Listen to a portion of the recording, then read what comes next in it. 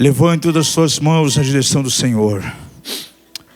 Pai Celestial, nós queremos declarar céus abertos aqui nesse lugar, nessa noite. Que a Tua palavra possa vir nos tocar de uma maneira tangível, de uma maneira clara. Nós abrimos o nosso coração para recebê-la. Ó Pai, que o nome do Senhor uma vez mais seja glorificado. Traz a nós hoje uma diretiva, traz a nós instruções do Teu Espírito.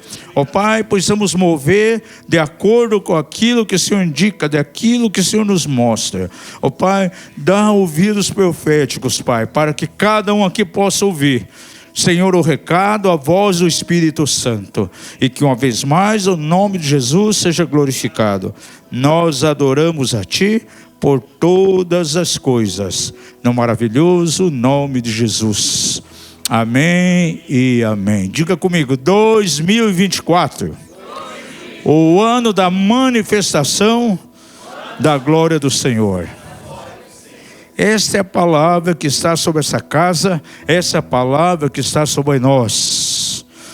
Agora, o inimigo muitas vezes ele vai procurar se levantar para que um peso profético que Deus traz sobre nós não se cumpra. Falei no domingo passado aqui sobre os perigos da estagnação. E muitas vezes o inimigo levanta cercos para que nós não venhamos avançar. Isso dentro da família, em todos os aspectos da nossa vida. E nós que movo já há muitos anos em guerra espiritual, e uma das coisas que eu tenho percebido no decorrer de todos esses anos, que o diabo ele odeia os atos de fidelidade. O diabo odeia quando nós nos propomos a caminhar de maneira fiel diante de Deus. Deus dá a nós uma palavra profética muito diretiva e nós queremos caminhar na luz daquela palavra, caminhamos na direção do cumprimento da palavra e muitas vezes o inimigo ele vai se levantar de uma maneira muito feroz. E não é pelo fato de alguém estar em pecado, não é porque haja uma brecha. Porque a palavra de Deus nos mostra, se você quiser abrir aí, em 2 Crônicas 32:1.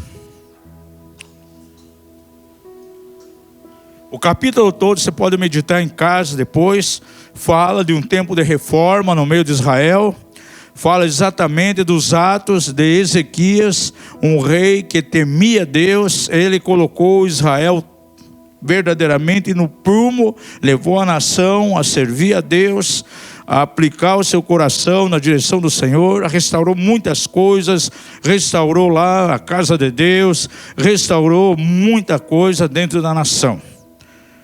Agora, é interessante que no verso 1 desse capítulo, se você ler o capítulo 31 de 2 Crônicas, você vai ver todas as realizações poderosas que ele fez debaixo do temor de Deus, como a graça, a unção, o favor de Deus esteve sobre ele.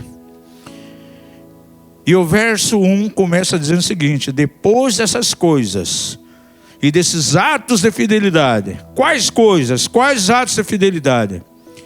Se você ler o capítulo 31, você vai ver uma descrição enorme desses atos. Veio Senaqueribe em Judá e acampou-se contra as cidades fortes a fim de apoderar-se delas. Ou seja, Senaqueribe, que na verdade é uma figura de Satanás, muitos até pregam acerca do espírito de Senaqueribe. Ele se levantou de maneira muito forte e provocou um cerco sobre a nação, sobre Ezequias, trazendo um tempo de paixões ali de uma maneira muito forte. E eu creio que na nossa caminhada com Deus há momentos em que o diabo vai tentar levantar cercos, vai haver oposição, ainda que não haja nenhuma brecha. É um contra-ataque do inimigo que vem um contra-ataque sobre Ezequias, devido aos seus atos de fidelidade e de temor diante de Deus. Isso pode acontecer muitas vezes. E esse mês de fevereiro, quem assistiu aí e participou da sala de oração, na madrugada da semana anterior, pôde entender um pouco. Depois eu gravei 5 ou 6 áudios para passar para algumas pessoas que não participaram da reunião, explicando um pouco aquilo que está acontecendo na Igreja do Brasil em algumas nações. Mês de fevereiro foi um tempo de guerra violenta, de combate no mundo espiritual. Nós experimentamos isso aqui na casa. A igreja brasileira experimentou muita coisa dentro desse sentido. Por muitos anos eu tenho procurado, através de comunhão, estar alinhado com alguns ministérios apostólicos e proféticos ao redor do mundo. Existem coalizões, existem redes apostólicas e proféticas. É muito interessante que a gente percebe que coisas que Deus fala a nós aqui, coisas que vêm ao meu espírito, muitas vezes de maneira muito forte e acentuada, 5 dias, 10 dias, 6 dias depois, me vem às mãos notícias de que outros ministérios também têm recebido a mesma impressão vinda do Senhor. Eu tenho falado na casa aqui, quando nós liberamos na virada, aquela palavra profética, aquilo que Deus colocou no meu coração, são 20 itens. Quantos ministérios da América do Norte, da Europa, América Central, aqui da América do Sul, receberam a mesma percepção. Por quê? Porque o Espírito Santo é o mesmo, e ele fala às igrejas. E veio para nós aqui que era muito forte a guerra que estamos enfrentando. Na reunião de homens da primeira escola, o Espírito Santo me levou a falar de maneira profunda. A gente vai continuar acerca do espírito de Acabe, tentando atacar algumas famílias aqui da casa e, consequentemente, o espírito de Jezabel também, porque essas duas forças malignas, elas agem de maneira conjunta. Aí houve a reunião das mulheres, foi trabalhado em cima disso. Aí quando foi essa semana, me chega às mãos um relato muito claro. O apóstolo Pierce, profeta também do Senhor, é um homem balizado, já com muitos anos de ministério, da Glória de Sião, lá no Texas. Ele então nos envia aí, chega em nossas mãos, um material, uma percepção que ele teve. Entendemos perfeitamente o que está acontecendo com a igreja a nível mundial. Esse homem de Deus, ele ensina a palavra, e quando ele está ensinando, de repente ele para e começa a liberar algum peso profético que vem no coração dele. Em alguns momentos ele faz declarações proféticas, interrompendo até a pregação. E ele colocou 5 pontos que me chamou muita atenção. Há 5 espíritos atacando a igreja de maneira forte, e começou no mês de fevereiro agora. A tribo de Issacar diz que eles tinham a sabedoria para entender os tempos, as estações, e entender perfeitamente o que Israel devia fazer.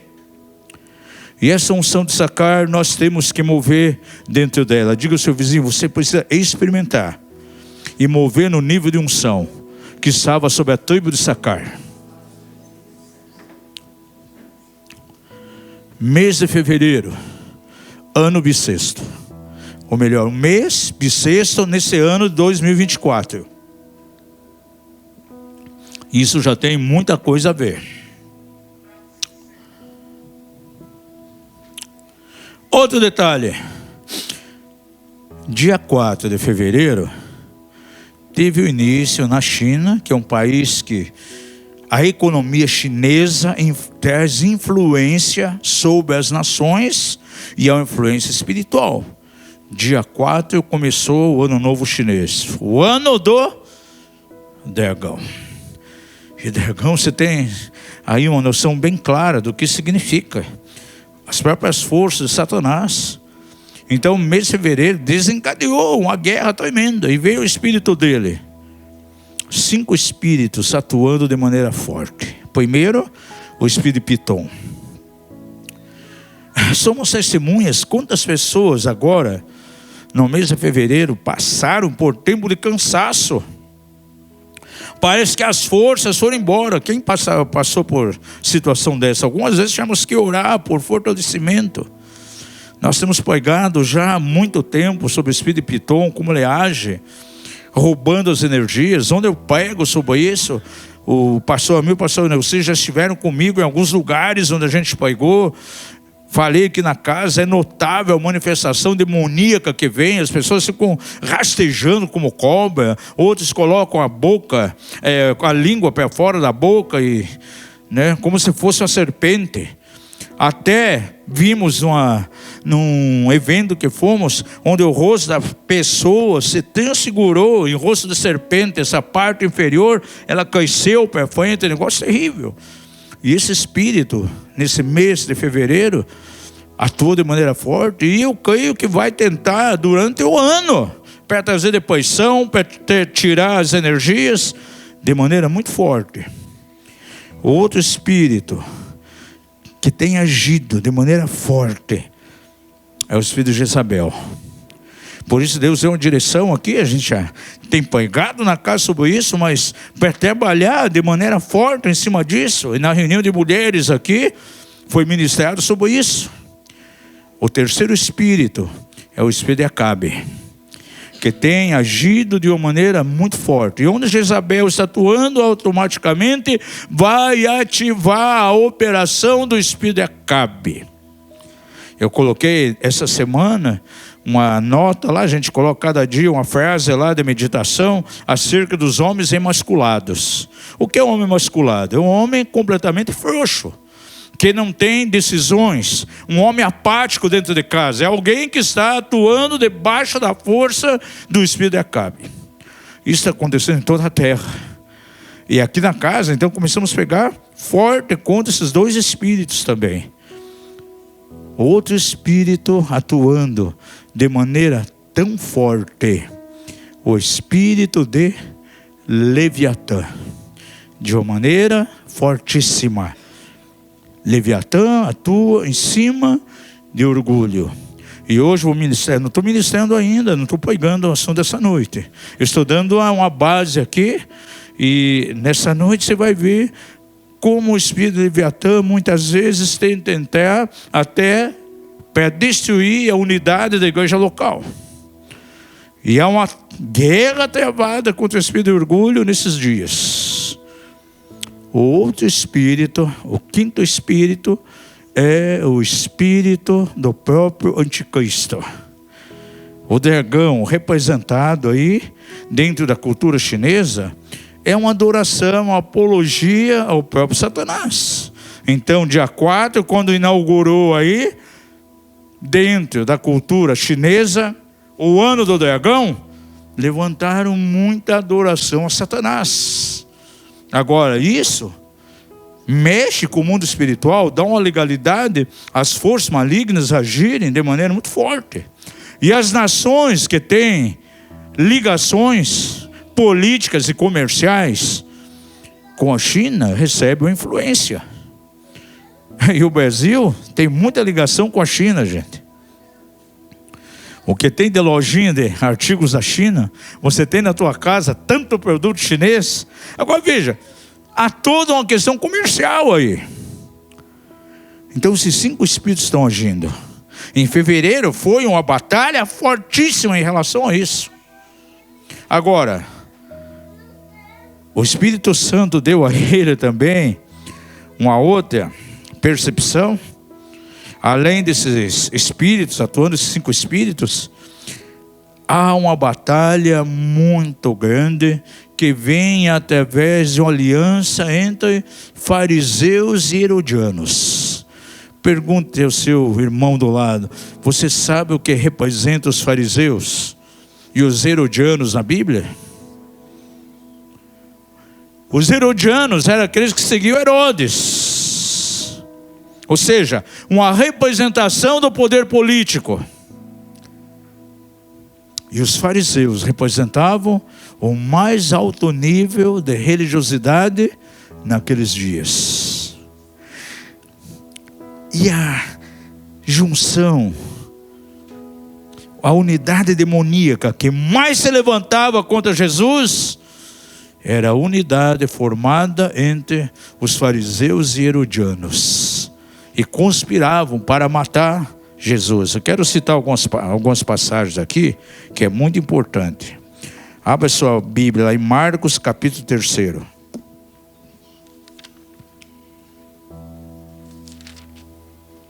E veja o verso 6.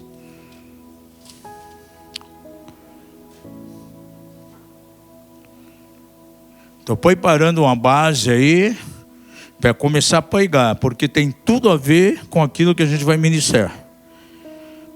Diz aqui no verso 6: os fariseus, saindo dali, entraram logo em conselho com os herodianos contra ele, contra Jesus, para o matarem.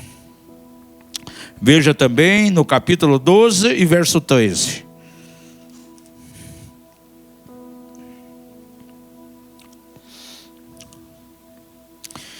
E enviaram-lhe então alguns dos fariseus e dos herodianos para que o apanhassem alguma palavra. Era a questão aqui do tributo. Então você vê que sempre havia uma coalizão ali entre a religião e o poder político. Sempre uma junção entre fariseus e os herodianos. Agora vai lá para o Evangelho de Mateus. E veja no capítulo 22, verso 16.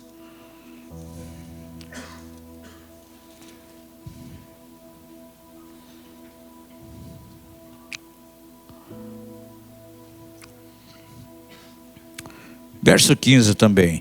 Então os fariseus se retiraram e consultaram entre si como apanhariam em alguma palavra. E enviaram-lhe os seus discípulos, juntamente com os herodianos, a dizer: mestre, sabemos que és verdadeiro, e que ensina segundo a verdade o caminho de Deus. E de ninguém se te dá, porque não olhas a aparência dos homens. Então veja aqui sempre uma ligação aí muito forte entre quem? Fariseus e herodianos. Uma junção entre a religião e poderes políticos. É o que nós estamos experimentando aqui no Brasil, gente. Se você se você está numa igreja profética, você tem que estar antenado. Você tem que saber o que está acontecendo aí ao teu redor. No domingo passado, nós ministramos aqui acerca dos 2 faraós. Lá no Egito mudou o faraó, portanto, no entanto, não mudou o poder de Deus. Mudou o governo, mas o favor de Deus está disponível. Tanto é que o povo de Israel foi liberto. Clamaram ao Senhor, Deus enviou um libertador. Veio um faraó tirano, mas o povo de Israel foi livre. E há algo que está acontecendo no Brasil. Há um poder opressor, de maneira muito forte.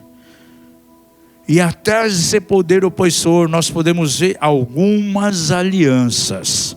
Quantos profetas a nível mundial profetizaram os perigos acerca de alianças religiosas e políticas que estavam se levantando nas nações, inclusive no Brasil.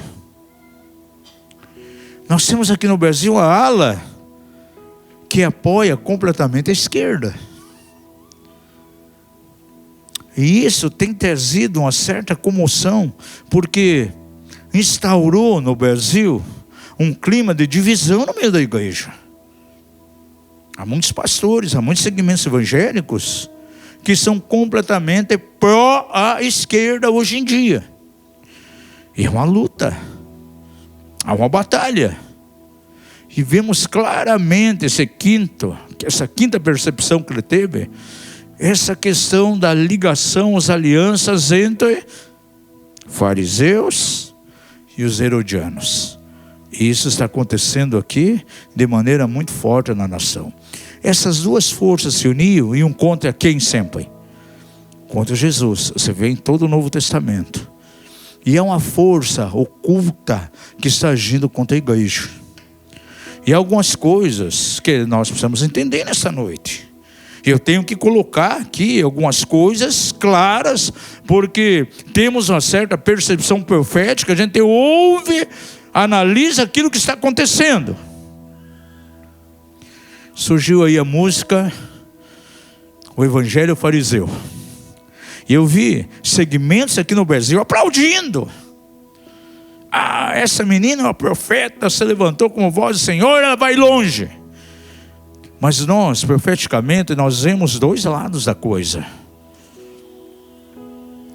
Algumas pessoas que têm se levantado, têm sido dito como profeta, lá nos bastidores você vai ver, eles têm muita ligação com a esquerda, gente.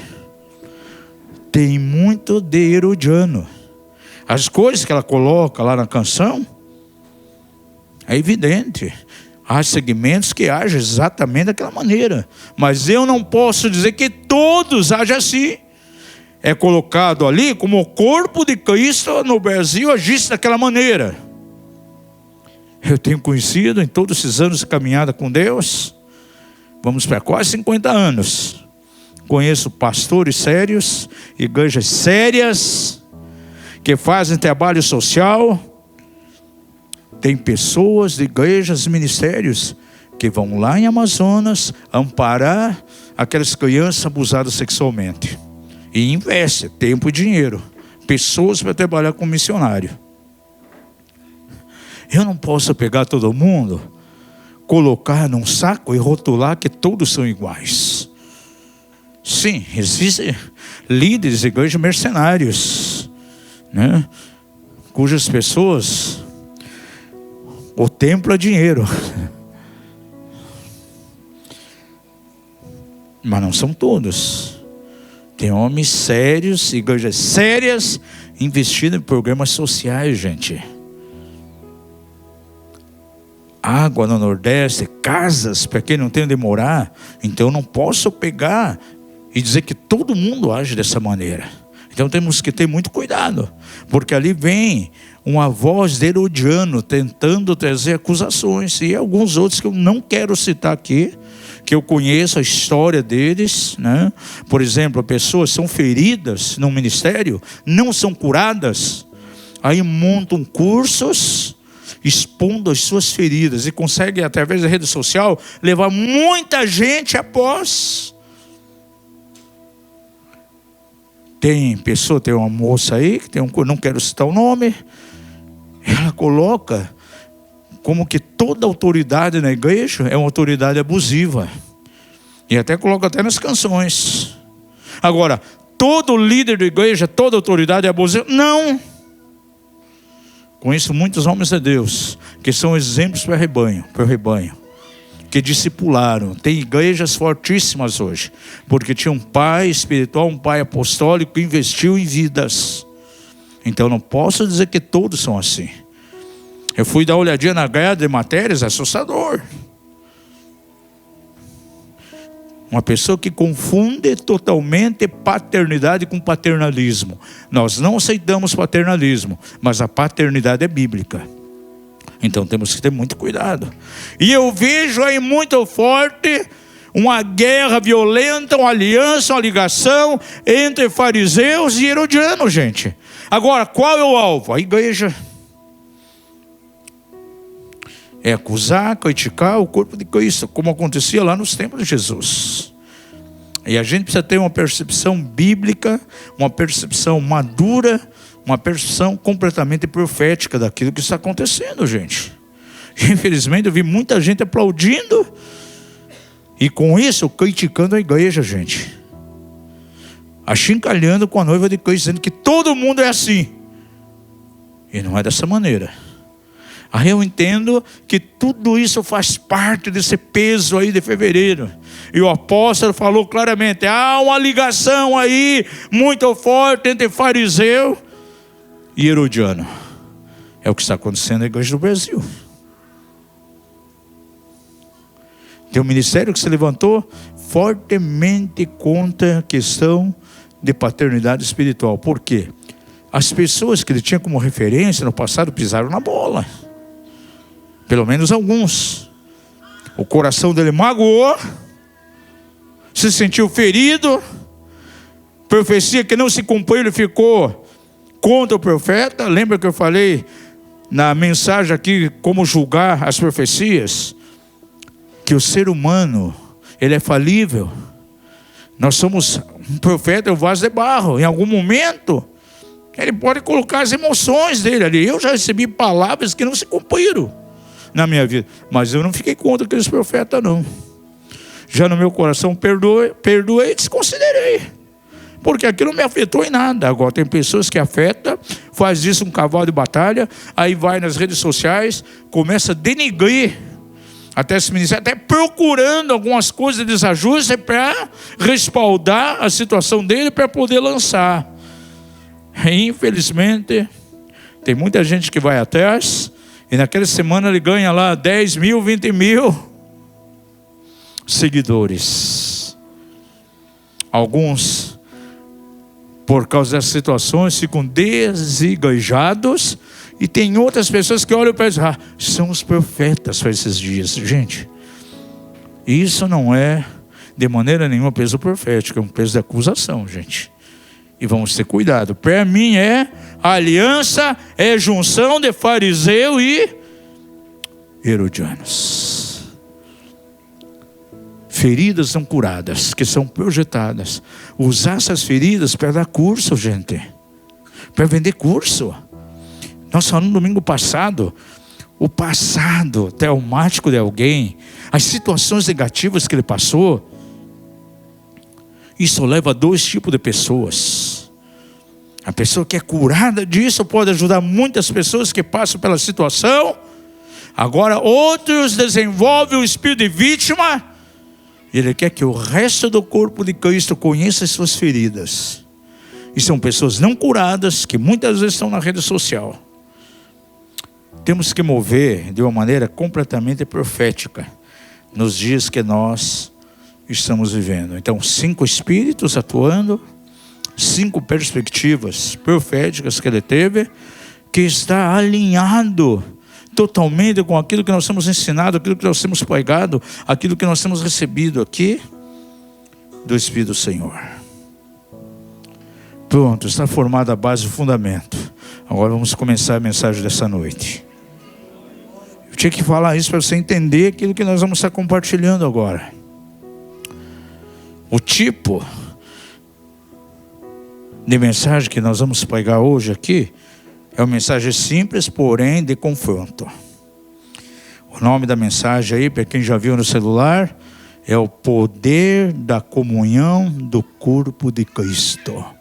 Amados, nós só poderemos nesse tempo de guerra fazer frente a essas situações, desses espíritos que estão atuando, se verdadeiramente estivermos em comunhão, integrados, vivendo a vida do corpo, não levando uma vida de isolamento, não levando uma vida cristã de periferia, mas uma vida cristã de integração. E há 8 aspectos que eu quero passar para você. Eu não vou conseguir terminar essa mensagem hoje, a gente vai continuar no outro dia. Hoje é um dia de ceia, tem tudo a ver com questão de comunhão e unidade do corpo. E algumas coisas que precisam ficar bem assentadas no teu espírito. O primeiro aspecto que eu quero salientar nessa noite, os amados irmãos aqui da casa, aqueles que estão online, que você possa receber algo aí no teu espírito. Nós temos um momento de oração por cura de coluna. Aquelas pessoas que estão em casa podem usufruir também dessa bênção. Eu sei que durante a semana algumas pessoas irão assistir essa mensagem. Quando assistir, se aproprie daquilo que o Senhor fez aqui. Quero encorajar você a colocar a sua mão lá no local da dor, concordar com a oração que nós fizemos aqui. E aquilo que vamos pregar agora vai tocar o teu coração que está em casa aí também.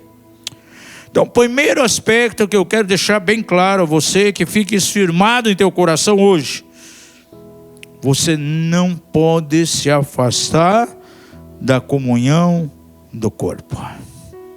Diga ao seu vizinho: você não pode afastar-se da comunhão do corpo. Quando você estuda a palavra de Deus, você vai ver que é colocado a igreja dentro de muitas figuras. Principalmente no livro de Efésios apresenta muitos. Por exemplo, diz ali que a igreja é um templo formado de pedras vivas, onde eu e você estamos sendo edificados para a morada de Deus em Espírito. O Novo Testamento mostra que a igreja é uma casa. Que mais? A família de Deus. 1 Coríntios capítulo 3 diz que nós somos lavoura de Deus. Que mais a Bíblia diz que nós somos? Noiva de Cristo, casa de Deus, lavoura de Deus, um templo. Mas Efésios capítulo 6 mostra a igreja como sendo o que? Um exército. E se você vê, mais da metade do capítulo 6, Paulo coloca a igreja como sendo um exército. E um exército que está envolvido em uma batalha espiritual a nível completamente dentro de uma outra dimensão.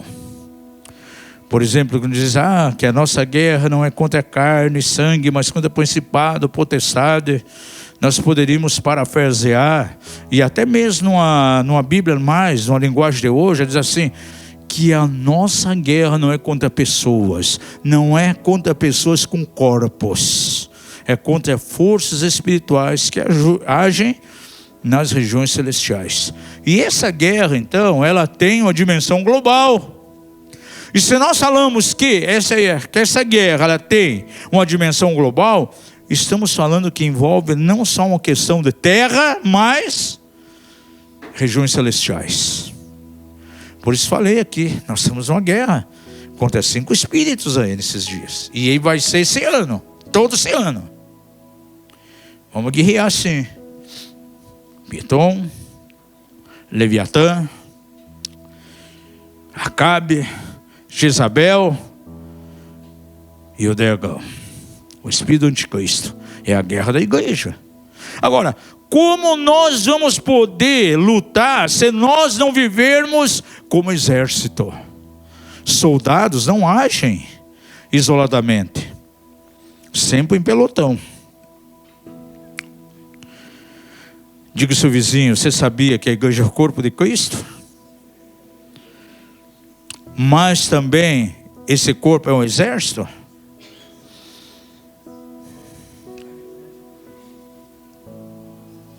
E como nós podemos, amados, tratar a igreja onde o Senhor nos plantou, onde nós estamos arraigados em amor para viver uns com os outros? Como nós podemos tratar a vida de corpo como algo secundário? E muitas vezes as pessoas tratam de uma maneira secundária, colocam coisas mais importantes do que a comunhão, coisas acima da comunhão. Tem pessoas que se embaraçam, gente. Por que muitas vezes faltam as reuniões? Porque são completamente embaraçadas. Um soldado, ele não pode se embaraçar com os negócios dessa vida. Está escrito, Paulo escreve a Timóteo, veja lá no verso 6 do capítulo 2 da segunda carta: nenhum soldado em serviço se embaraça com os negócios dessa vida, no fim de agradar aquele que alistou para a guerra. Diga ao seu vizinho, você foi alistado para uma guerra, e essa guerra já está travada.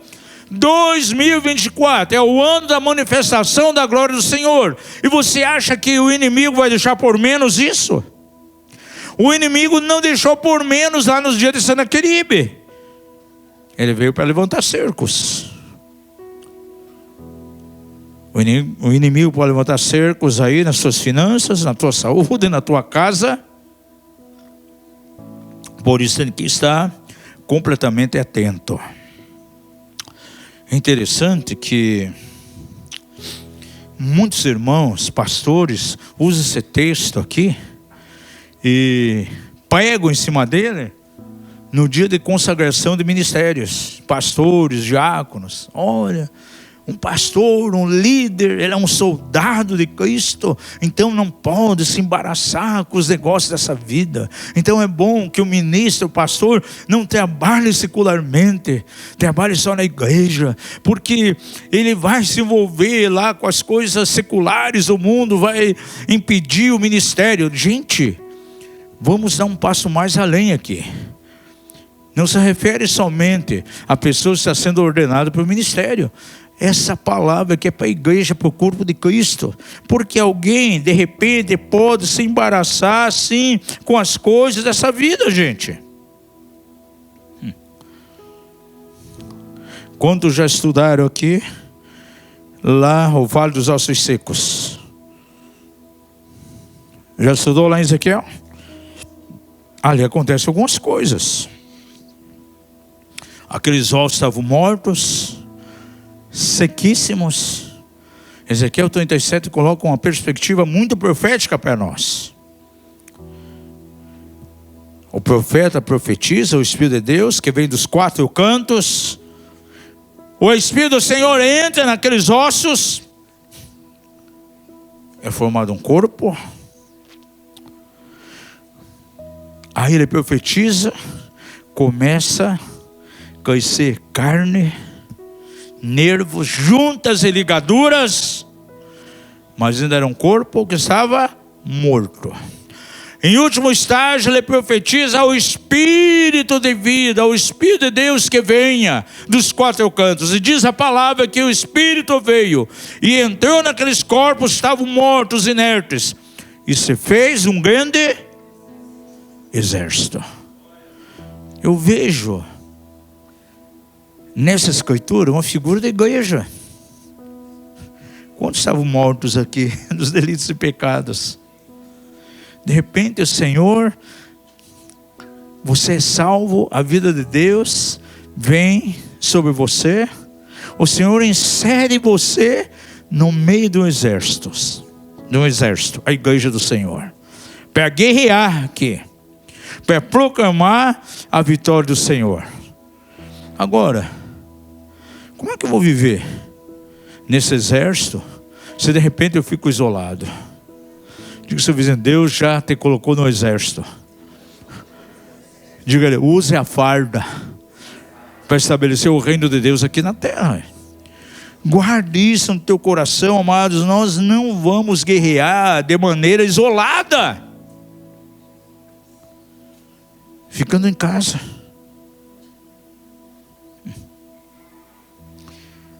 Quer ver uma coisa? Ouça isso. Tem casais que brigam. Primeira coisa que faz, não vou no culto. Casal se divorcia, se separa. Primeira coisa que faz, dá as costas para Jesus. Agora eu pergunto, o que Jesus, o que a igreja tem a ver com os grilos dessa gente? Tem alguma coisa a ver com isso? Não. E como é que eles agem? Sai fora do comendo o corpo.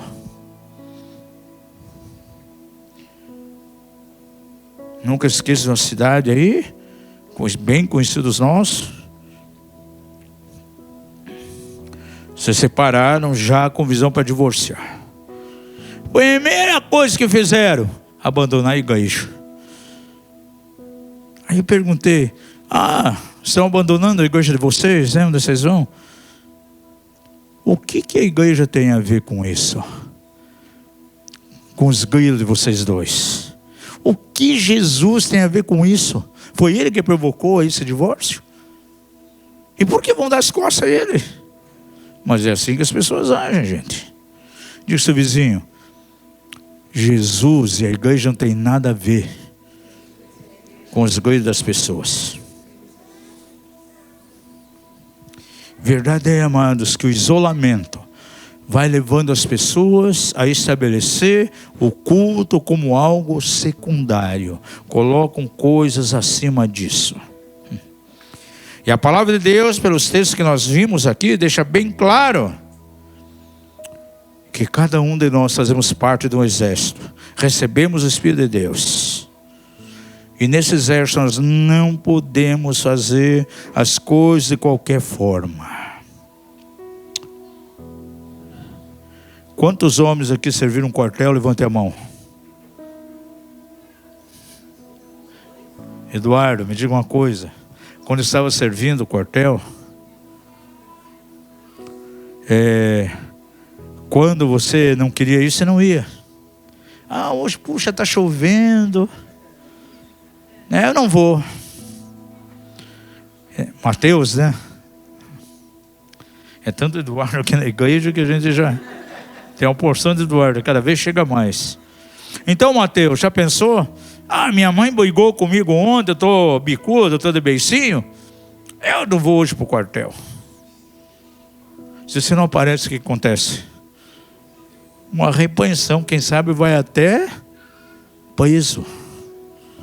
Faça sol, faça chuva, tem que estar lá. Bota fardo, coturno, a roupa, vai lá para o quartel. E por que tantos soldados de Cristo, ao invés de ir para o quartel, no tempo de guerra, eles se isolam e vão se afastando cada vez mais? A pandemia, amados, trouxe um tempo difícil para a igreja, porque o que gerou de crentes desigrejados, você não imagina. O isolamento, amados, não era a prática dos primeiros cristãos. Veja Atos 5:42.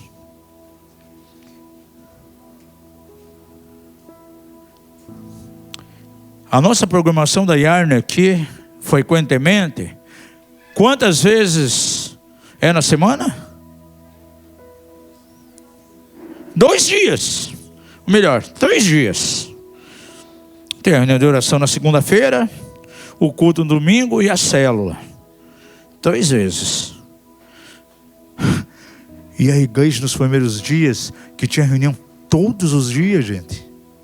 Diga ao seu vizinho, você sabia que a igreja do Senhor, no início, tinha culto todos os dias?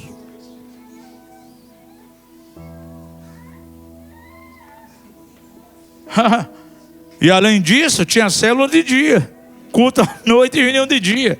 Veja o verso 42. E todos os dias no templo, todos os dias no templo, e de casa em casa, não cessavam de ensinar e de anunciar Jesus o Cristo. Ah, mas tem reunião demais. O que é isso? Né? Reunião de oração, tem culto no domingo e ainda tenho que ir na célula. Gente, 3 ocasiões. E não é o dia todo. Dura poucas horas. Agora tem gente que coloca empecilhos.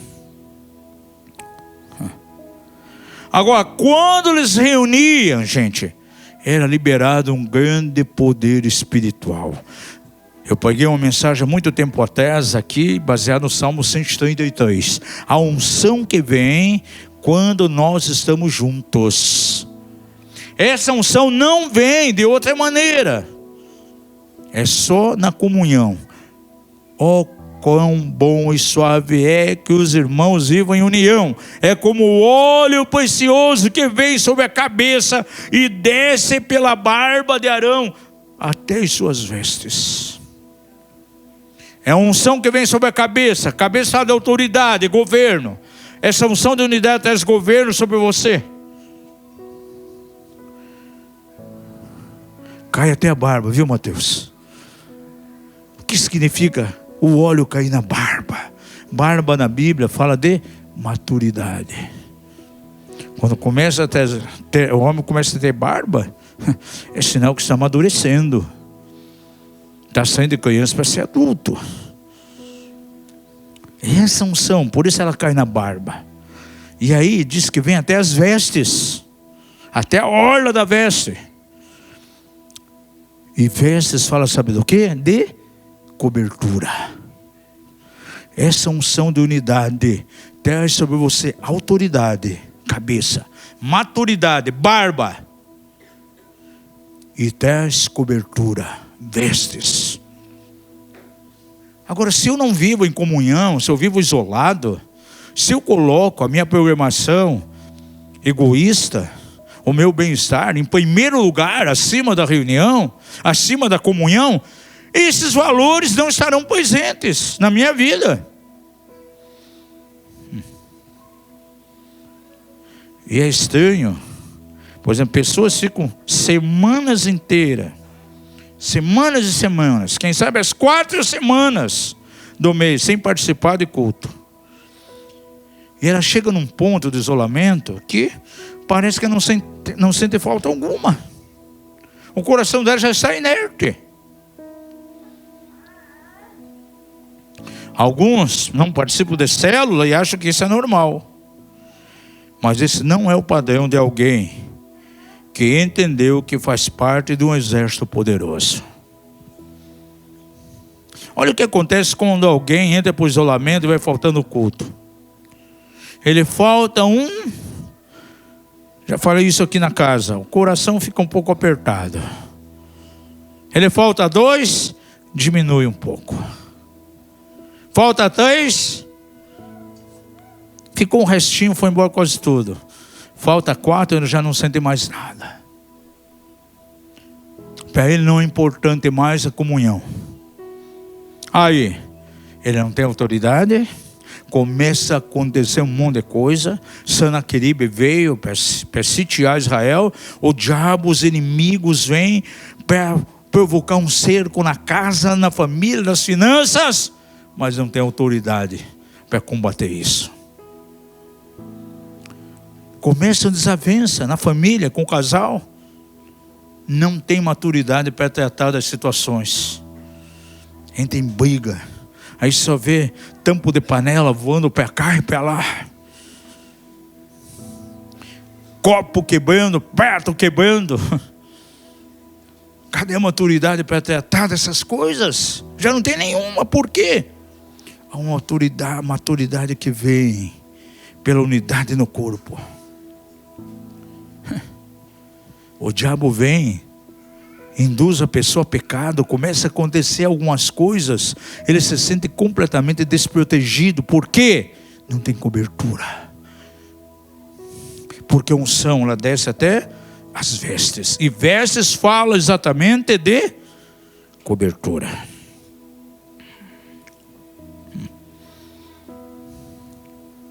Aí vem muitas vezes no coração de pessoas um questionamento. Mas por que eu preciso participar das reuniões do culto da igreja? Eu respondo: porque o poder, a autoridade de Deus se manifesta de maneira coletiva. Quantas vezes já preguei aqui sobre a doutrina da encarnação? Pergunta ao seu vizinho: sabe o que é a doutrina da encarnação? Diga: o apóstolo está falando da doutrina da encarnação, não reencarnação.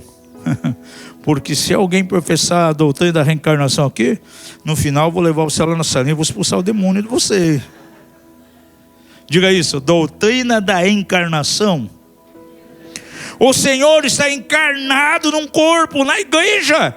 Nós precisamos dos outros. Amai-vos uns aos outros, considerai-vos aos outros para a prática das boas obras, estimular uns aos outros. Sempre você precisa do outro. Há pouco nós oramos aqui por cura de coluna. Nós vamos ter a ceia. O Senhor ministra um poder através da ceia.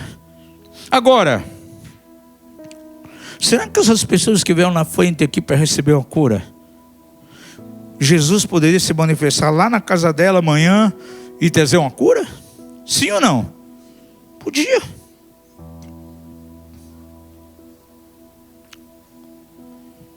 Mas o Senhor, Ele quer usar as pessoas para provar que nós necessitamos uns dos outros. Temos que estar ligados. Até hoje só vi um caso de uma pessoa que se converteu a Jesus sem ninguém pregar para ele. O apóstolo Mariano Rascache, lá de Almolongo da Guatemala. Agora todos os outros crentes que eu conheço, sabe por que se converteram? Porque alguém pregou para ele. Diz Paulo: como cairão se não há quem pregue? A pessoa só alguém vai pregar para ele, precisa do outro. E como pregarão se não forem enviados? Alguém vai ter que enviar, botar a mão e enviar em nome de Jesus. Sempre precisa do outro, gente. Nós movemos um corpo, é a unidade do corpo. A graça de Deus, ela move de uma maneira coletiva. Segundo lugar, são 8, hein, gente? O camaradinho ali já está piscando ali. 26. Por isso que eu gosto de pregar lá na África, gente. Lá não tem relógio. Nós vamos na igreja da Rede B, que lá no companheiro da colheita. Fui 3 vezes ministrar lá, por assim dias, semanas. Não tem relógio. Aí José Novella, que é o braço direito dela, disse não, que nós não usamos relógio, para deixar o Espírito Santo livre. Nós entendemos quando alguém termina de pregar, terminou de trabalhar, o Espírito Santo vai começar o trabalho dele. E geralmente ele começa quando nós terminamos.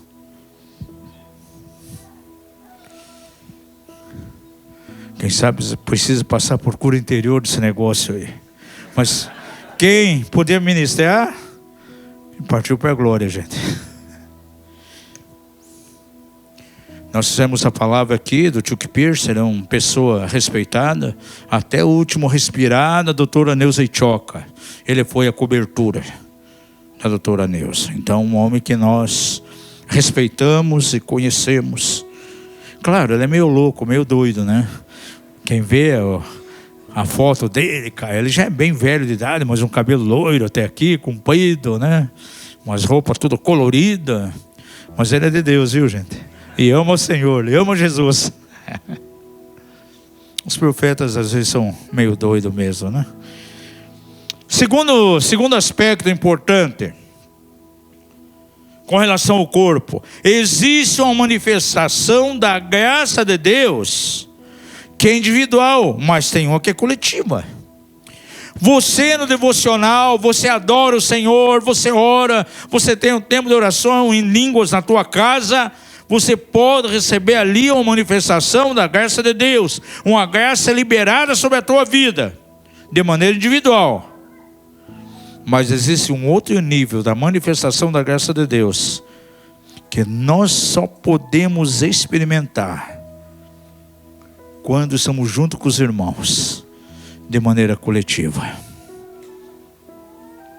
Que está emenda, há pouco tivemos aqui uma palavra de conhecimento, quantas pessoas eram à frente. Agora, há uma graça de Deus movendo aqui, gente. E o que eu acho muito interessante, quando a gente move dentro de uma direção do Espírito, você vai a uma igreja, você nunca sabe o que vai acontecer na igreja. Domingo passado aqui foi um tempo de libertação tremendo aqui. 2 pessoas foram tremendamente tocadas aqui. Jugos quebrados. Hoje foi um momento de cura. Diga ao seu vizinho, o Espírito Santo, ele é criativo, soberano.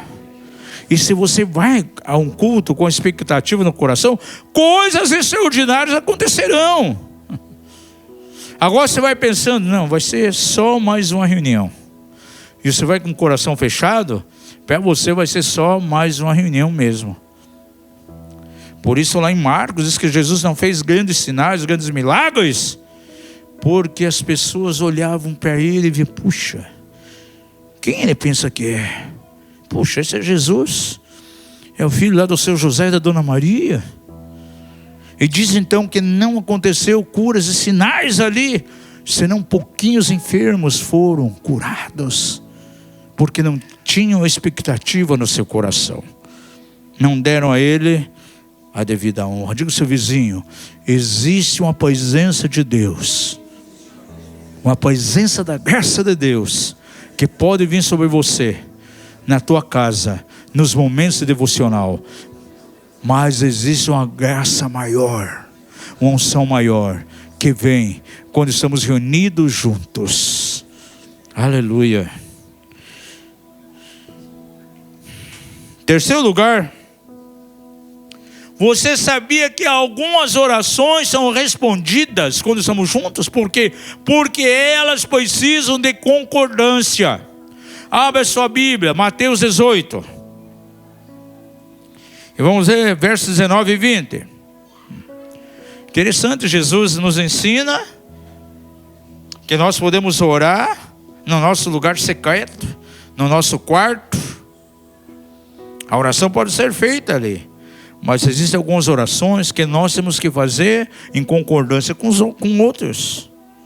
Veja o verso 19. Ainda vos digo mais: se dois de vós na terra concordarem acerca de qualquer coisa que pedirem, isso lhe será feito por meu Pai que está nos céus. Pois onde se acham dois ou três reunidos em meu nome, aí estou no meio deles. Gente, se eu estou isolado, sozinho na minha casa, como conseguir fazer oração de concordância? Não tem ninguém para concordar comigo. E é interessante que nesse texto, Jesus está falando de igreja. Jesus não era prolixo. Sabe o que é prolixo? Quem fala demais. Porque de igreja bastou ele falar 2 vezes somente. Ele só fala acerca da igreja em Mateus 16 e Mateus 18. Mas já foi suficiente para a gente entender qual a mensagem dele. E aqui ele diz: se estamos reunidos juntos, debaixo da cobertura do seu nome, pediremos e seremos ouvidos, e essa oração vai ser respondida. Teremos a autoridade do Senhor para amarrar e para liberar. Verso 18 desse capítulo. Diz seu vizinho: Deus pode responder algumas orações quando você ora na sua casa. Mas diga a ele: mas existem algumas orações que requer concordância. Aí você tem que estar em comunhão. Lembra quando Pedro estava na prisão? Qual a oração que liberou o poder de Deus para que ele fosse solto e Deus enviasse um anjo lá? A oração da igreja. Diz assim, que a igreja orava de maneira unânime. Aleluia. E aquelas portas ali foram abertas da prisão. O anjo do Senhor se manifestou em resposta. O certo é, amados, se nós deixarmos de reunir, se não preservarmos a comunhão do corpo, há muitas orações que ficarão sem resposta, porque não foram feitas segundo esse padrão aqui que ele coloca. São orações que requerem esse padrão.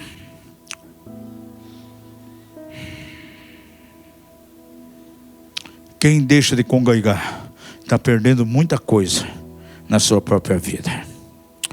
Quarto lugar,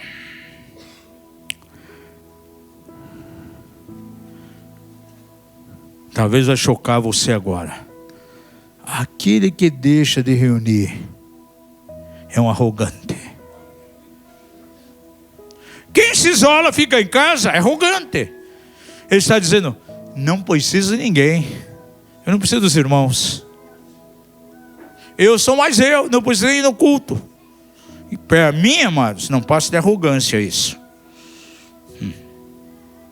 Porque, amados, se ela deixa de reunir, ela está declarando de maneira clara que ela não necessita de ninguém. Ela é o suficiente. É o tipo de pessoa que crê, ela crê que pode viver sem a ajuda do corpo de Cristo. Me vem à mente uma música do Asaf Borba, antiga. Eu não sei o que seria de mim viver sem irmãos e irmãs, sem a vida do corpo de Cristo. Numa das igrejas que edificamos, tinha uma canção que nós cantávamos: Não posso viver sem você, meu irmão. Você faz parte do corpo de Cristo. Só que hoje, depois da pandemia, mudou. Não posso viver com você, meu irmão. Eu não faço parte do corpo.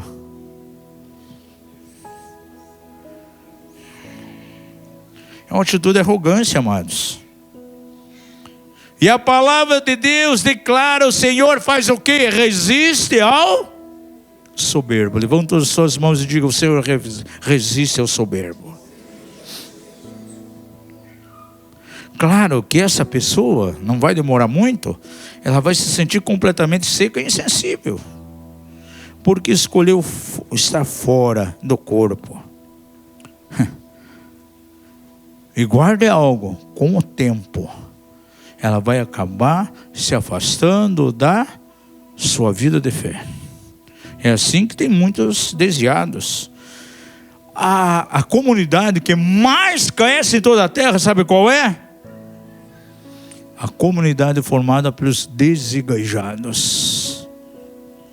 E aumenta cada vez mais. Muitas dessas pessoas que eu citei há pouco aqui são pessoas desigrejadas. Por isso, levanta quando o corpo de Cristo fala, você vai ver que são pessoas que estão fora da comunhão, né? Vamos adiante. Quinto lugar. Por que a comunhão no corpo é importante? As revelações, amados, mais profundas vêm na reunião da congregação. Diga ao seu vizinho: você sabia que as revelações mais profundas vêm nos ensinos da congregação? Ouça algo: uma igreja apostólica, eu vejo uma igreja apostólica como sendo uma universidade espiritual. Cada reunião que você vem, você vai recebendo algo novo que vai ajudar na tua graduação. Diz seu vizinho: cada reunião é uma medida nova de fé que vem. É uma medida nova de revelação. E nós vamos crescendo e amadurecendo naquilo. Agora, já pensou alguém que está se graduando em qualquer cadeira? Ele começa a faltar aula. No ano tem lá 200 aulas. Ele faltou 40. Que tipo de graduação é essa? Diga ao seu vizinho: você sabia que você está sendo graduado a cada dia na escola do reino? Gente, é muito difícil uma pessoa receber revelações da palavra sozinho. Recebe geralmente na comunhão. O entendimento vem quando estamos juntos.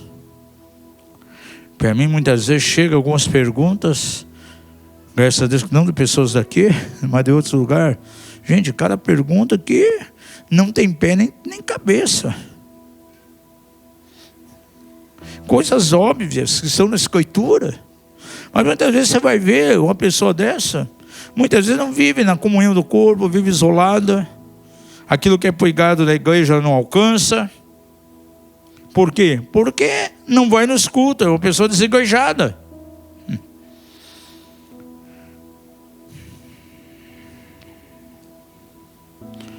Vou tocar mais uma vez. Algumas pessoas que estão na rede social foram feridas emocionalmente e saem da igreja, não querem fazer parte mais, porque não foram curadas. Sabe onde é o lugar de cura? Na casa de Deus, na igreja de Deus. Ah, mas aquela igreja aconteceu isso. Imagina a igreja de Laodiceia, gente. Pergunta ao seu vizinho: você queria ser membro da igreja de Laodiceia? É difícil, né? A maioria de nós não ia conseguir ficar lá. Mas, no entanto, Jesus disse assim: eis que estou à porta e bato. fato. E sabe por que Jesus batia? Porque ele queria entrar e curar. Vou falar uma verdade para você. Não existe igreja perfeita. Diga que você diz, não existe igreja perfeita. Todas elas estão num tempo de ajuste e restauração. Umas mais adiante, outras estão bem atrasadas. Mas não tem igreja perfeita. Eu já vi pessoas que gostavam de ficar em casa, não congregar em nenhum lugar. Aí quando pergunto a elas, mas por que você não vai nas igrejas? Eu já visitei aquela outra, mas aquela é assim, aquela é assada, colocando 1001 problemas. E eu estou procurando a igreja perfeita para me tornar membro. Sabe o que eu respondo para essa pessoa? Quando você achar essa igreja perfeita, não entre para ela, para fazer parte dela, porque você vai estragar. O problema é você. Muitas vezes o problema é a pessoa, não é a igreja, gente. Isso é uma questão muito séria.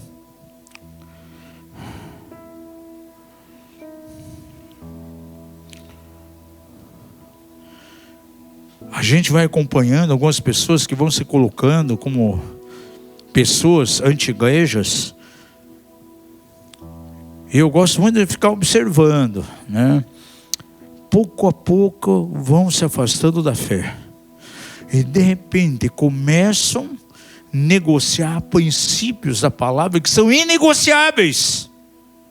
De repente estão vivendo como um mundano, fazendo coisas até piores do que pessoas mundanas. Tudo tem um início, gente. Tem um texto aqui, em Isaías, que as pessoas leem de maneira errada, interpretam errado. Tem que ler o capítulo todo. Diz o texto lá: ainda que os teus pecados sejam brancos como neve, diz lá que se tornarão vermelho carmesim. Tem pessoas que aplicam de maneira positiva. Teu pecado, né? Vai entrar o sangue de Jesus. A eficácia do sangue de Jesus vai ficar vermelho. O Senhor não quer transformar pecado branco em vermelho, Ele quer eliminar da vida das pessoas definitivamente. Se você lê o texto, fala lá da degradação moral, fala ali do desajuste da pessoa. E um estado de lepra. Quem já viu leproso? Como começa a lepra? Qual é a cor das manchas que aparecem no leproso? Branca. E quando não é tratado, vai adquirindo a cor roxa. E com o tempo, manchas completamente vermelhas. Sangue puro. Já é o estado final dele. E eu vejo pessoas aplicando esse texto de maneira diferente. Tem que ler o capítulo todo lá. O que Isaías está dizendo? Se o teu pecado, como uma lepra, está começando hoje branco, se você não tratar, vai se tornar o quê? Vermelho. Já é um estado infeccioso, terrível. Davi diz: as chagas da minha vida são como feridas purulentas, não espremidas, não amolecidas com óleo. E uma pessoa isolada vai entrando exatamente por esse caminho. Uma porta pode se abrir, a uma ação pecaminosa começa como uma lepra branca, mas o último estado vai ser um vermelho carmesim avançado. Então vamos aplicar a palavra de modo certo, que a maioria das pessoas aplica como sendo algo positivo. Isaías coloca como sendo algo negativo. Outro detalhe. Sexto, diga ao seu vizinho, fica frio que só falta 2. Sexto aspecto. Não há igreja sem comunhão. Diga isso, não há igreja sem comunhão. Se estuda o Velho Testamento, o povo se reunia onde para adorar a Deus? Na tenda da congregação, depois lá no templo, Porém, no Novo Testamento, a palavra de Deus nos exorta a congregarmos como família. Veja lá, Hebreus 10, 25. Não abandonando a nossa congregação, como é costume de alguns. Então, nesses dias já tinha alguns que tinham o costume de ficar em casa.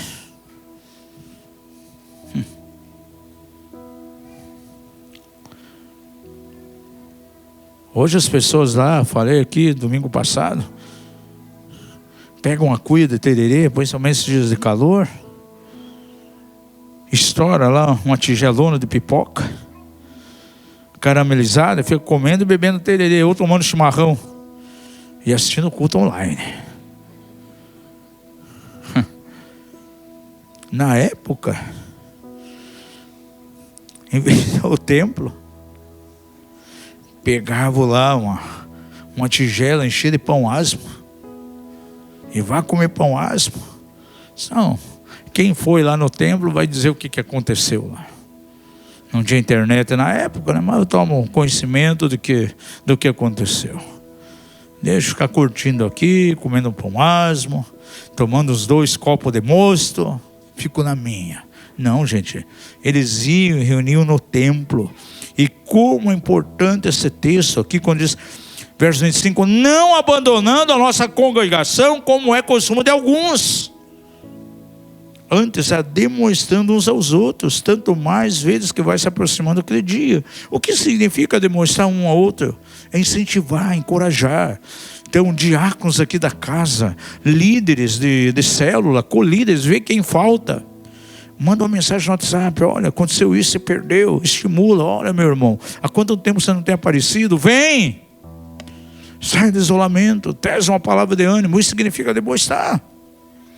E o apóstolo aqui recomenda os irmãos lá da igreja dos Hebreus que fizessem isso.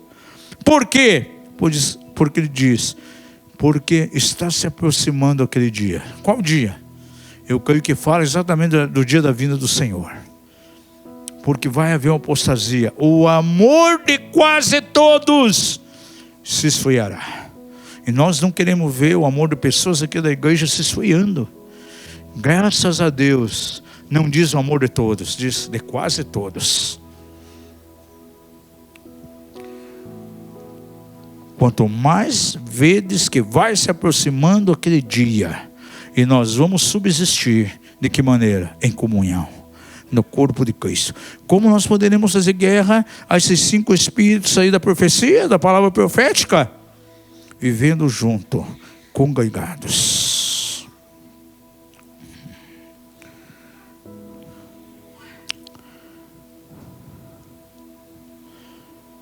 Eu estou me dirigindo hoje fortemente àqueles que realmente não colocam a vida do corpo como uma prioridade.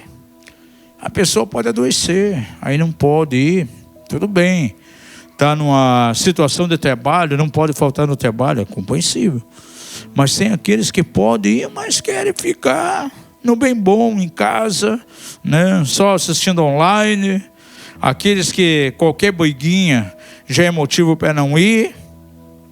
Essa é uma questão muito séria. A Bíblia diz que nós temos que andar como Jesus andou. Diga ao seu vizinho, você sabia que Jesus era frequente nos cultos? Ele nunca faltava. Ah, mas de onde você tirou isso, apóstolo? Você está deduzindo? Não, a Bíblia diz isso. Veja lá em Lucas 4,16. Chegando a Nazaré, onde fora criado, entrou na sinagoga, quando? No dia de sábado. Porque as reuniões aconteciam lá no dia de sábado. Segundo o seu costume. Qual era o costume de Jesus? Ir nas reuniões todo sábado. Que coisa tremenda, ele nos deixou exemplo. Ele disse que levantou-se ali para ler. Se Jesus, o nosso general, fez isso, eu tenho que seguir a sua direção. Diz que nós temos que caminhar segundo as suas pisadas. Como ele viveu, devemos viver nós. Isso é uma coisa que Jesus fazia desde criança, gente. Lembra que certa ocasião os pais procuraram, não acharam Jesus aonde que ele estava? No templo, ouvindo e interessado, porque já fazia perguntas. Diga ao seu vizinho: Jesus já deu exemplo a você. Diga isso. Esta é uma direção do general dos generais. Não é de um apóstolo chato falando num púlpito num dia de domingo. Porque, amados, tem pessoas que, mas puxa, esse sermão aí, puxa, poderia trazer uma palavra profética aqui, né? Tem mensagem que deixa a gente voando aqui, levitando até. Não, gente, precisa desse tipo de coisa também. Havia reuniões apostólicas no templo, mas havia reunião de casa em casa. E as reuniões no templo era trazido que doutrina apostólica, gente. E Paulo pegou num lugar, foi até a madrugada, e Eutico caiu da janela. Morreu. Ele foi lá, impõe as mãos, ele vem à vida novamente. Diga ao seu vizinho: não se preocupe. Se estender aqui a reunião, quem sabe um dia a gente vai até de madrugada. Você desmaia aí, de fome, você não pode ficar sem comer. Tem problema de glicose, você morre aí. Pode ficar tranquilo, a gente vai orar, você vai ressuscitar. Porque esse é o desejo de Deus, que você esteja aqui ouvindo. Glória a Deus. O diabo é um estrategista, eu falo aqui na casa. E ele tem um cardápio variado para colocar diante das pessoas. Para quê? Para tirar da comunhão. Para ficar em casa. Deus fala assim: olha, antes de subir aos céus, vocês vão lá no aposento alto, no lugar alto, vão lá no cenáculo, fiquem ali, quantos dias? 120 ali, pessoas orando quanto tempo? 40 dias. Você imaginou? Olha, eu não vou ficar os 40, sabe? Eu tenho umas coisas para fazer em casa. Eu vou fazer o seguinte: eu vou um dia sim, um dia não. E o dia não era exatamente o 40º dia, quando veio o Espírito Santo. O que ia acontecer com ele? Ia ficar de fora.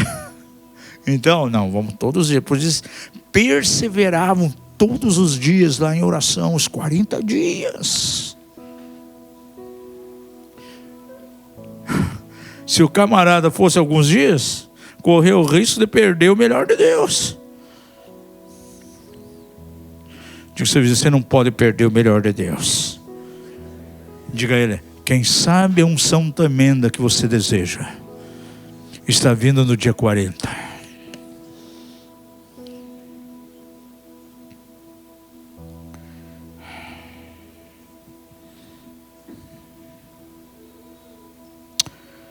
A palavra igreja, eclésia, tem um significado muito importante. Sabe o que significa eclésia? Significa assembleia. Os que foram chamados para reunir a assembleia. É ajuntamento, é reunião. Deus nos chama não simplesmente para sair fora do mundo, mas nos chama para congregar, para vivermos juntos.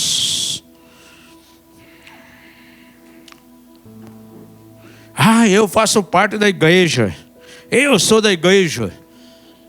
Igreja tal. Mas nunca vai nos cultos.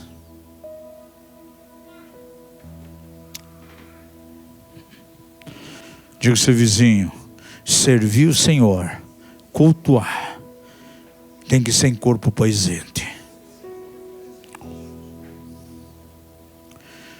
A questão dos cultos online, gente, isso trouxe um prejuízo enorme. Um prejuízo grande. Porque muitas pessoas não deixaram de congregar. Não sabem mais, não conseguem desfrutar a unção que vem da comunhão. A unção que vem quando estamos juntos.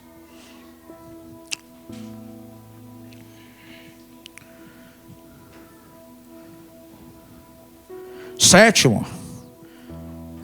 Diga ao seu vizinho, falta um só. O corpo de Cristo, amado, se expressa na nossa reunião. Eu não preciso ir na igreja, por que eu vou? A Bíblia diz que Deus não habita em templos humanos, templos feitos pela mão dos homens. Você já ouviu isso? Então eu posso invocar o nome dele, eu posso adorar em qualquer lugar, não preciso ir na reunião. Diga ao seu vizinho, você sabia que Deus não habita em prédios, mas habita no meio da comunhão dos irmãos? Quantos que o Senhor está aqui?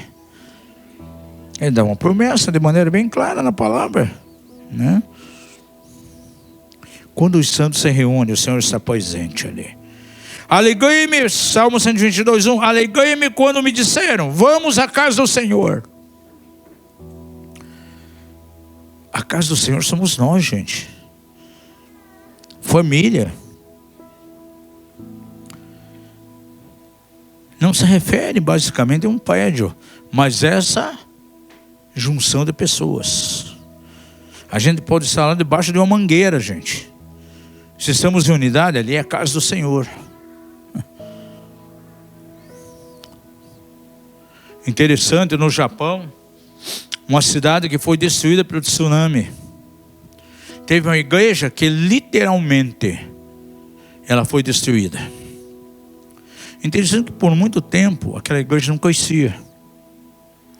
Depois, quando ficaram sem reunir, ter local para reunir, foram reunir debaixo de uma árvore. E foi a época que a igreja mais cresceu. Porque os irmãos sentiam necessidade de um do outro, gente, queriam estar junto. E a igreja tomou um aspecto fenomenal de crescimento. Não sei se tem templo hoje, mas é algo interessante. São pessoas que valorizam o corpo de Cristo, valorizam realmente. A igreja tem revelação, não importa. Interessante que uma das igrejas que edificamos, nós ficamos quase um ano sem ter local para reunir. Porque cresceu, começamos a procurar lugar. Tinha dias que a gente reunia no Parque Barigui, fazia reunião, o pessoal levava comida, a gente estendia lá toalhas, fazia um piquenique ali, e depois cada um ia embora. Outras vezes era no Parque São Lourenço. Outras vezes ia lá no finalzinho da Anita Garibaldi, uma creche grande que nos cedia, do pastor Estevão Christemann. Eu acho que é Silvano, Paulinho conhecem ele. Não sei se já partiu para a glória. Cada lugar diferente. Cada domingo um lugar diferente. Outras vezes alugava o SBIM, o Instituto Bíblico Menonita, lá no finalzinho lá da Avenida das Torres, antes de São José. E o pessoal ia. É interessante que quando nós ficamos sem o local de reunir, o templo, eu e mais 2 líderes pensavam o seguinte: puxa, eu acho que quando a gente voltar para reunir, nós vamos ter a metade só do nosso povo, vamos ter problema.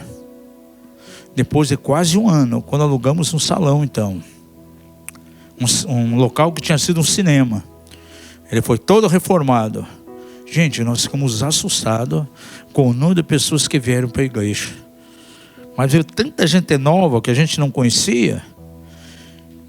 Os irmãos ali da igreja foram falando, evangelizando, falando com as pessoas. Não vinham nos piqueniques nossos, mas quando tivemos o salão, todo esse pessoal veio. Gente, foi algo assim tremendo. Agora, uma coisa que a gente batia muito na tecla: a importância de comunhão, o estar junto. E com o tempo ficou uma mensagem tão viva na igreja que a gente não precisava mais pregar sobre isso. O prazer que as pessoas tinham de vir à reunião. Reformas que fazíamos, havia uma generosidade tão alta que a gente fazia com maior folga. Reformas, nós reformamos ali um cinema, gente, para as reuniões da igreja. A visão da unidade é fundamental. Você lembra lá em Gênesis, quando estavam levantando uma torre? Ainda que, num sentido negativo, diz assim, olha, esse povo aí é um. Eles são um. Ninguém poderá resistir às suas intenções, gente. Quando há unidade, o diabo, ele não vai conseguir, gente. Nós estamos para ir para um local novo. E com certeza, esse local novo vai requerer a cooperação de cada um. Não é uma liderança que vai levar o povo para a terra prometida. Nós vamos entrar juntos. E vai demandar uma responsabilidade para todos aqui da casa. Deuteronômio 32:30 cria um princípio. Como poderiam só perseguir 1000? 2 fazem fugir quanto? 10.000. É um princípio. E diz aqui, se a sua rocha não os vendera, ou seja, a rocha não ajudasse, e o Senhor não os entregaria. Um persegue a 1000, diga isso. Um persegue a 1000, mas 2 juntos perseguem a 10.000. Você não acha isso maravilhoso? Eu acho extraordinário. E finalmente, quero colocar o 8º aspecto aqui para você. A presença de Deus está no nosso reunir. Mateus 28:20 coloca de maneira clara que Ele estaria conosco todos os dias até a consumação dos séculos. Nós temos essa promessa, é a presença nossa individual no tempo devocional. Mas por outro lado, Mateus 18:20 coloca uma outra dimensão para nós. O Senhor prometeu a sua presença de maneira coletiva. Porque onde estiverem 2 ou 3 reunidos em meu nome, ali estou no meio deles. Uma coisa é ter a presença do Senhor nosso Espírito, outra coisa é desfrutar da sua presença quando estamos juntos como igreja. Para mim é inconcebível, como pode um cristão, um crente, rejeitar o local que é a reunião onde a presença de Deus está. Alguns chegam até a dizer que isso é um legalismo. Ah, mas a liderança exige que vá ao culto toda semana. Mas a verdade é, amados, que a frequência no culto fala exatamente onde está o Senhor nas nossas vidas. Qual é a prioridade? É o tempo de comunhão, o dia do Senhor, ou é outras coisas? Tem gente que deixa a reunião de igreja para ir passear com os cachorros, porque está na moda, os domingos pegar um dog em cada mão e sair passear. Um pastor amigo meu, veio um empresário de uma grande multinacional, mudou de São Paulo para Curitiba, foi congregar lá na igreja dele, lá na Vila Fani. Ia muito bem, depois de meses, ele começa a desaparecer. E uma vez por mês, daí cada 2 meses, de repente sumiu da igreja. Aí o pastor foi falar com ele, disse, não posso ir na igreja mais. Eu comprei um sítio, um pouco longe de Curitiba, e sábado e domingo, que tem a programação na igreja, é os únicos 2 dias que eu tenho para levar os meus cachorros passear no sítio e dar banho. Agora, quem era o senhor deles? Dele? Os cachorros. Trocava o tempo de comunhão para ir passear com os cachorros no sítio. Comprou o sítio. Enquanto não tinha o sítio, não saía da igreja. Depois sumiu. Tem muita gente que começa a orar para Deus dar um sítio. Ah, eu quero uma casa na praia. E Deus não dá. O Senhor sabe a intenção do cara. Já sabe que ele vai querer estar mais na praia e no sítio e deixar as coisas do lado, de Deus do lado. Sabe o que Deus faz? Fecha as portas, ele não tem. Porque no dia que ele tiver, ele vai desviar. Sabia disso? Quantos que uma pessoa pode desviar do evangelho? Eu já vi pessoas que desviaram.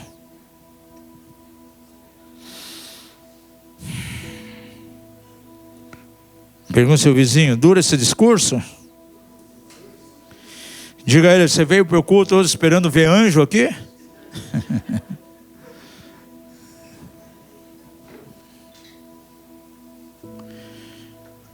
Sabe por que estou dizendo isso? Porque tem alguns crentes, são que nem criança. Tipo assim, a Mandinha. Você dá uma fatia de pão com manteiga ou com doce, ela come todo o doce e te devolve o pão, querendo mais doce. Ela come o pão inteiro ou só o doce? Come os... não come? Então, tem criança que é assim, gente. Lambe todo o mel do pão ou toda a manteiga e te devolve o pão. Mais. E tem gente que vai na igreja e só quer mel. Só bênção, papa bênção. Né? Quero mais. Amém. Deus está pronto a abençoar. Diz o seu vizinho, nem sempre você vai comer pão de ló no domingo. Diga a ele, alguns dias tem chá de loza no cardápio. Quantos gostam de chá de loza aqui? Ninguém, né?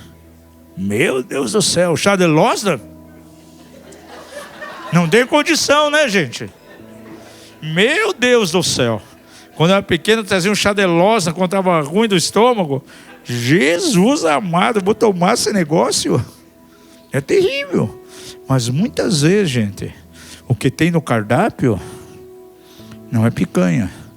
Tem dia que você vai vir aqui e vai ter o subuco. E duro de roer. Se bem que eu gosto muito de ossobuco. Quantos gostam de sopa de ossobuco aqui? Se um dia quiser fazer uma sopa e me chamar para comer, eu vou com todo prazer. Mas é assim mesmo, gente. Quero encerrar aqui para termos a ceia, terminando com duas coisas. Ouça isso agora. A comunhão da igreja nos primeiros dias era o tão precioso que eles valorizavam muito, que quando alguém caía em pecado, qual era o castigo que era imposto? Como era imposta a disciplina nos dias bíblicos? O que era feito com a pessoa? Tiravam da comunhão, não é isso?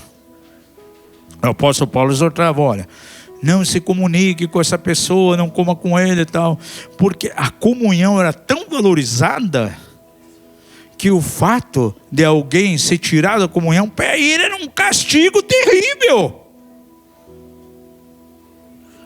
O desejo, o prazer que eles tinham de estar juntos. Né, Amandinha? A Amandinha gosta muito de comunhão.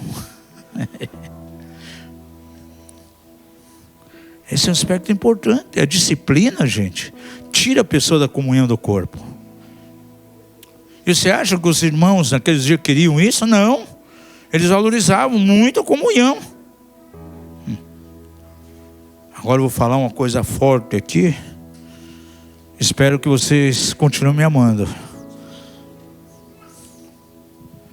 O isolamento pode ser o começo de um suicídio espiritual. Diga isso. O isolamento, a falta de comunhão do corpo, pode ser o início de um suicídio espiritual. Porque a pessoa vai se automutilando. Quem vai se isolando é como se tivesse um copo de veneno na mão, e ele vai tomando esse veneno, provocando o quê? O autossuicídio. E essa mensagem então é muito pertinente a hoje, que é ceia, dia de ceia. Ceia é exatamente a declaração profética pública que eu faço parte do corpo de Cristo. E quando eu estou ceando com o irmão, eu estou declarando: estamos unidos no mesmo corpo. Fazemos parte do mesmo corpo. Eu não consigo viver sem você e você não consegue viver sem mim. A vida de Cristo flui exatamente nesse corpo. Isso é muito importante, amados. Ceia fala exatamente disso. Por que lá em Coríntios, no capítulo 11, havia muitos que dormiam, muitos doentes, fracos? Aquele dormir estavam na morte espiritual. Por quê? Porque não discerniam o corpo de Cristo. Não entendiam que estavam inseridos num corpo.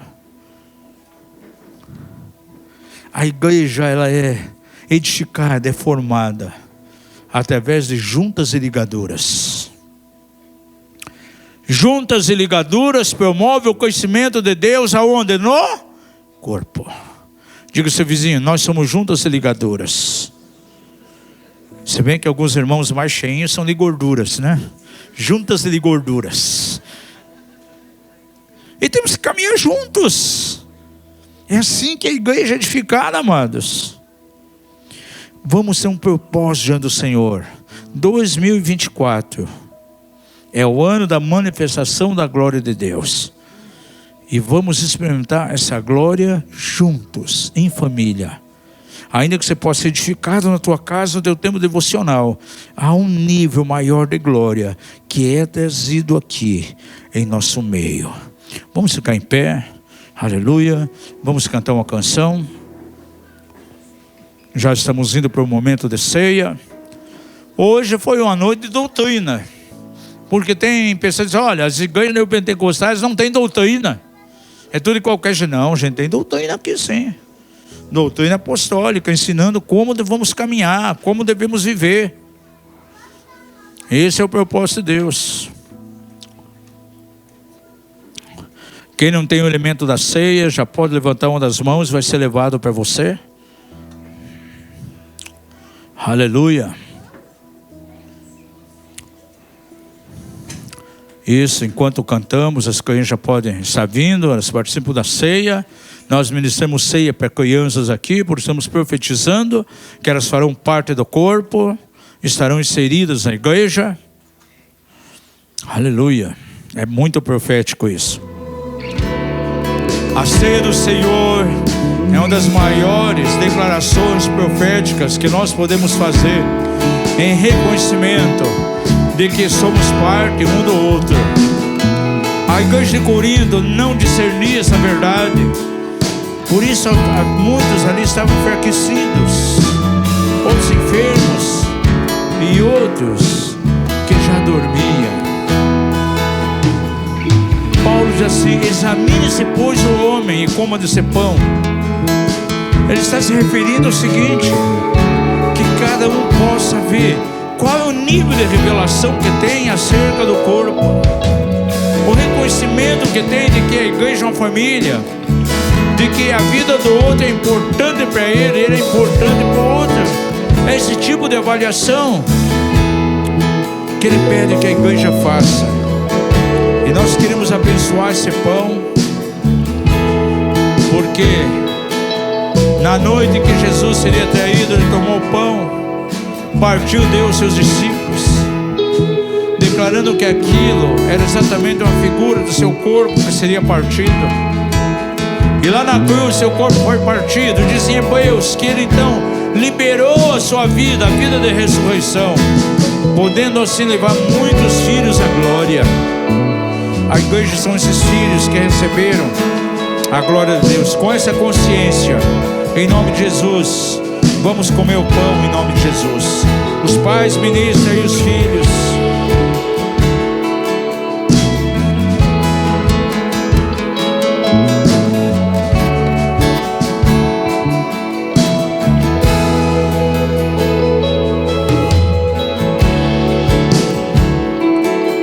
Do mesmo modo, naquela noite, Jesus tomou o cálice e deu graça ao Senhor, declarando que aquele era o sangue da nova aliança, que seria vertido na cruz, para a redenção de todos os homens. Por que temos que congregar, viver juntos? Nenhum de nós aqui pertence a si mesmo, mas nós temos um Senhor sobre nós. O Senhor tem sobre cada um de nós o direito, pela criação, fomos criados por Ele, mas existe o direito da redenção. Ele pagou por mim, por você, um alto preço, o preço de sangue. E é o sangue de Jesus que corre no corpo de Cristo, trazendo vida. Se o sangue para de correr em nós, não temos vida em nós mesmos. Com essa consciência, vamos participar do cálice, em nome de Jesus.